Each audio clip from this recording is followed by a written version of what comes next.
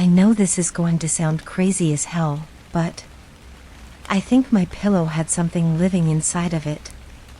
I'm aware that's the strangest thing to say, but I don't really have any other way to explain what I've experienced to this point.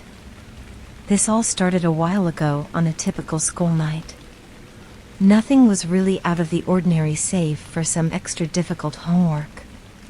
I had prepared for bed, and as I laid down to sleep, I swore I could hear someone whispering to my immediate left. In response, I jumped out of bed, trying to determine who was in my room.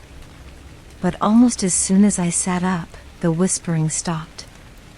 I turned on my light to search my room for what woke me, but it turned nothing.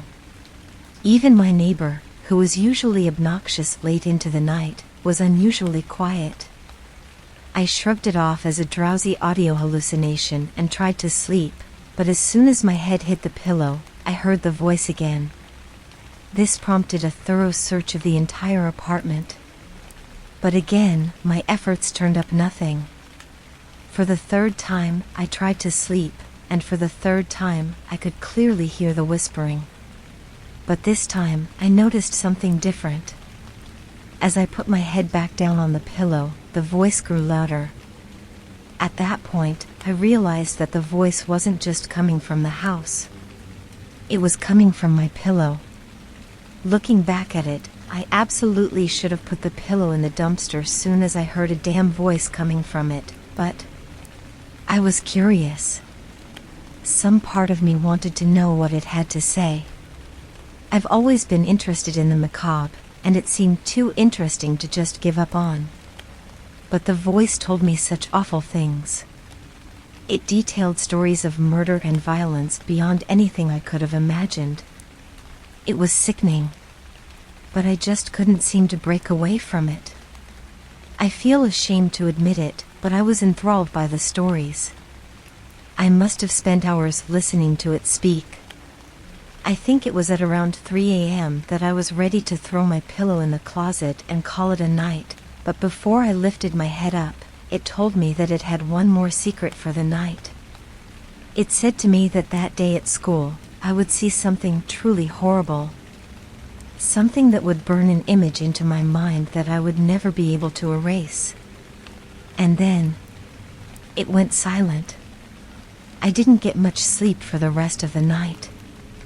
Luckily, I had class at 10 a.m., and with a mixture of coffee and Adderall, I was able to drag myself out of bed and make my way to lecture.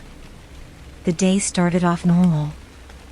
I only had 2 classes, and as I made my way out of my second class to go home, I had all but forgotten what the voice said to me. Honestly, I was concerned with sleep more than anything. But as I walked towards my car, I heard a scream pierce the serenity of my small college. 2 people were fighting viciously in the parking lot. A petite boy no taller than 5 feet 6 inches was fighting for his life against a man who appeared to be closer to 6 feet 4 inches, 230. The bigger man fought with the rage and desperation of someone truly determined to kill his opponent. 2 other students raced towards them to try and subdue the large man. Still, he shook them off with ease and began bashing the smaller boy's head into the concrete and pulling at his neck as if he was trying to tear it from his shoulders. I forced myself out of the shock of the moment and jumped in to help the 2 others. Together, we managed to hold the large man off just enough for a group of people to subdue him completely and call 911. Only after the police and ambulance arrived did I get a look at the boy's unmoving body. His skull had punctured through the skin, and it appeared as though brain matter was among the large pool of blood collecting on the concrete. Teeth littered the ground, and his neck looked twisted to a disgusting degree. The voice was right. It's an image that I will never forget. The boy was rushed to the hospital, and from the rumors around school, he somehow survived. Whatever that was worth. I mean, what kind of life does he lead now that he lives in a vegetative state? As for the attacker, he apparently never even knew the boy. I'm not even sure he was a student. Rumors peg the two as mild acquaintances at best, but I'm not sure I believe that. How could someone have that kind of hate towards someone they barely know? It just doesn't make any sense in my mind. Honestly, the whole thing messed me up for a few days. I wanted answers so badly. Did the voice living in my pillow actually know the future, or was this just a strange coincidence? As much as I wanted to believe it was a lucky guess, my gut told me that simply wasn't true. When I got home, I went for the pillow in my closet and tried to listen to the voice, but it remained silent. Thinking that maybe the voice only spoke up at night, I waited until I was ready for bed, but still, I heard nothing. Over the next few days, I tried to listen to it, but it didn't say a word. During this time, I was skipping class, partially for my own mental health and partially in hopes that I'd catch the voice at some point. However, it wasn't until Sunday of the following week that things picked up again. Before returning to class, I opted to head to bed early, and I finally heard it. A little caught off guard, I popped up to examine my pillow. The voice greeted me, but in its return, it seemed louder.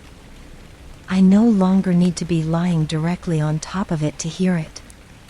It reiterated the horrors of what I saw in excruciating detail. I lived every moment again in my head as somehow the voice seemed to tell the story more vividly than even my own mind could replay. It paused for a moment after finishing the gruesome tale before asking if I wanted to know more.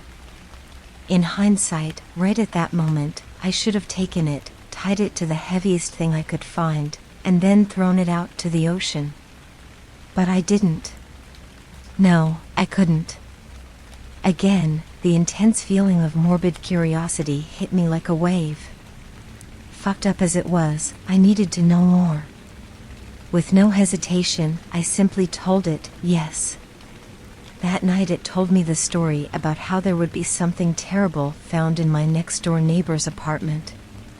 Similar to the last time, it spent hours telling me about the history behind this tragedy. There would often be nights of loud noises and weird smells coming from their home. Over the years, they've gotten more than a few angry knocks at the door and phone calls, but Jesus, I would have called the fucking police if I knew what was really happening. Mere minutes after I was told about what was going down, I booked a motel room. There was no way in hell I wanted to be around the chaos that was about to unfold. Lo and behold, the following day, I got about 15 text messages from friends, family, and my landlord asking about what had occurred. When I went to turn on the local news, I was met with footage of frozen and decomposing bodies being taken out of his apartment, accompanied by my neighbor in handcuffs. The old man had a dead look on his face and tired, soulless eyes that stared through the crowd of people surrounding him. Though all the details wouldn't be made public for a while, I knew enough. At least 5 dead bodies. DNA matched that of some kids that had gone missing throughout the area. Morbidly enough, I remember him being part of a couple of the search parties when they had initially gone missing. He made some social media posts about bringing them home, and yet, this whole fucking time, they were right there. The voice was right again. The scariest part was that I couldn't tell if it revealed the truth about these events or influenced them. Either way, I spent the next hour or so in a malaise. I emailed my professors about the day's events. Luckily, they understood why I needed to take more time away from class. After dealing with questions from police and the trauma of knowing what went down, school just couldn't be at the forefront of my mind. To this day, it bothers me. I knew he was strange. I knew he was obnoxious and had a bit of a creepy vibe. But consuming children? In the apartment right next to me, no less? How does one process that? There were other parts to the story that I don't entirely feel comfortable sharing, but trust me, it was beyond evil what he did. I'm glad he got the death penalty for his crimes, but it doesn't erase what happened. It doesn't erase the fact that I slept peacefully while those tragedies took place. And it doesn't erase that fact if I knew, maybe I could have done something to save someone. Perhaps I could have prevented it from happening to the first kid. Maybe. I don't know. The most life-changing revelation came a month later. The voice had grown silent once more, and frankly, I didn't want it to ever speak again. The only reason I didn't get rid of the damn thing was that I was scared. I feared that if someone else found it, they would be drawn to it in the same way I would, and maybe, just maybe, it would start to whisper terrible things about me. Oddly enough, during that time, I used the damn thing. Every night I made it a point to sleep on that pillow. Whether I slept on the couch or had my girlfriend over, my priority was to make sure I could always hear the voice. I felt that if something else was going to happen, I needed to be the first to know. Unfortunately, as I anticipated, that day came. The day the voice spoke to me again, I got the worst news of all. It's interesting. You always assume that the things in your life that would elicit the deepest and darkest reactions are the things of a nightmare. A hungry bear catches you in its sights. A masked man with a chainsaw breaking into your log cabin. A clown with a knife scratching at your front door. Maybe a demonic entity stalks you while you're alone. But those thoughts aren't based on reality. They're based on the stories we hear or see on TV, and in all likelihood, the average person won't have to deal with an angry grizzly or a killer clown. No. The odds of those fantastical events happening to any of us are slim to none. At the same time, the things we should truly fear are much more likely. My dad called to tell me he had cancer. He'd been a long-time smoker and never one to really check up on his health. It was too late when he noticed real problems and went to the doctor for a checkup. It broke me. Not just because of the shock of the moment. And not because I didn't think someone like him could run into that problem at some point. I broke down because I knew the day before. I prayed to whatever bullshit God there is that the voice lied. I prayed that this was just an attempt to scare me or that it had the wrong person, but deep down, I fucking knew. Just like the previous 2 times. Part of me wishes the news came as a surprise. It'd still be devastating, but to have that thing tell me? It made it that much worse. I was always close with my dad. Ever since my mom died when I was little, we held a special bond. Being his only kid, he gave me every ounce of love he had to offer, and then some. We spent so much time together. Even after I left for college, I still talked with him all the time. And still, after just 4 short months, he was gone. I'm not gonna lie. I was suicidal. I drank a lot. I had meaningless sex with God knows who and did everything else under the sun to forget. After what I had dealt with, I dropped out of school. I just couldn't function. My dad was my rock. The man I could talk to, laugh with, and rely on for support in any kind of way. And just like that, he was gone. Part of me questioned if it was my fault. Did I cause this by keeping the voice around? What if I had just gotten rid of it like any normal fucking person? To this day, I still don't know that answer. But what I do know is that even at that point, I still couldn't get rid of it. If before, I was only slightly concerned about what the voice would do while not in my possession, then I was terrified. Following the death of my father, the voice grew bold. It spoke to me every night. It whispered horrible things about my dad, other people I knew, and complete strangers. It instructed me how to look into awful things about so many people, and it all turned out to be true. It consumed my life. While I'm being honest, The only reason I didn't end it all was because a small part of me hoped I'd be free from it one day.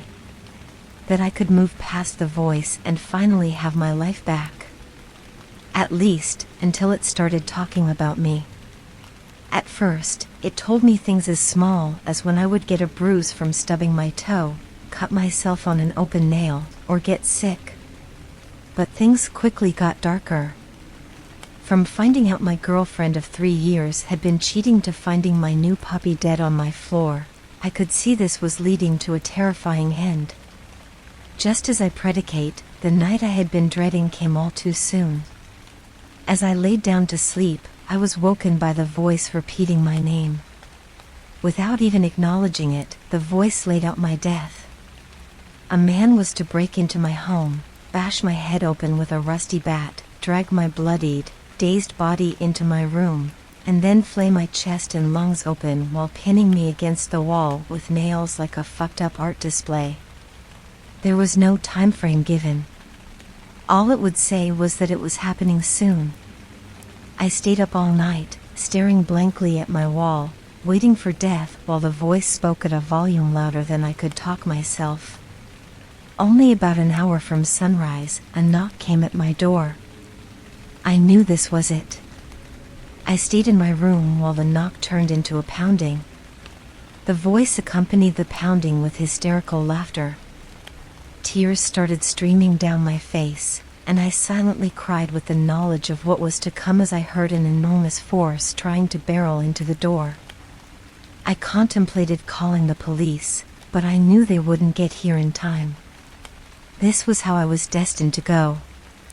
Eventually, the door started to break from its hinges.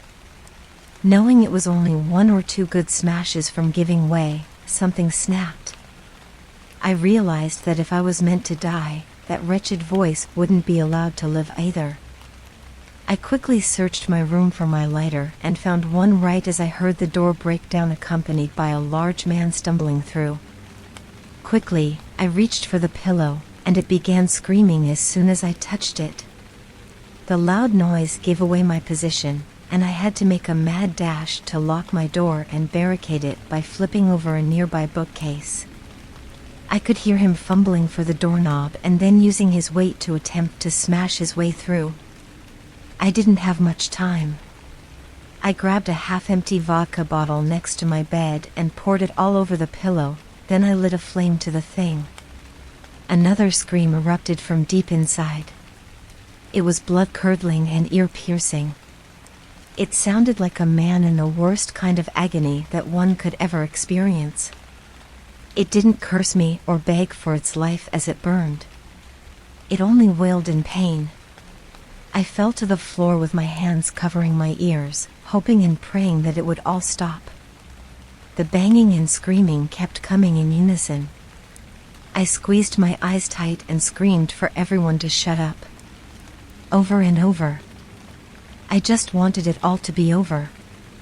Slowly, everything started to die down until silence. All that remained were the burned remnants of my pillow. I waited half an hour before checking the rest of my apartment, and to my relief, there was no one there. The sense of freedom that washed over me was unlike anything I had ever experienced. And at that moment, I again broke down. I'm not as much of a crier as I'm making myself out to be, but given what I had just gone through for more than half a year, everything just kind of came out. The police came by, but all I could really tell them was that I think someone tried to rob me, and that was the end of it. Despite the apparent damage and screaming, they could never find anything that led to an arrest. At the end of it all, the final step on this horrible adventure was rebuilding.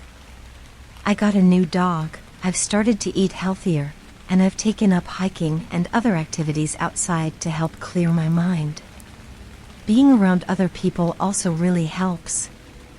I still have my moments of darkness, but really forcing myself to get out there and talk to people has made a massive difference. And as a result of that, I may even have a potential relationship, but we'll see how that goes. After everything went down, I had also moved apartments. I just felt it would be best to get away from that area if I was going to heal. I must have had spiritual cleansings done by over 10 different types of religions, along with my many other more minor spiritual rituals I found online. For a while, things worked great. Life returned to the best approximation of normal. But last night, I think I heard a voice coming from my walls. It spoke of such awful things.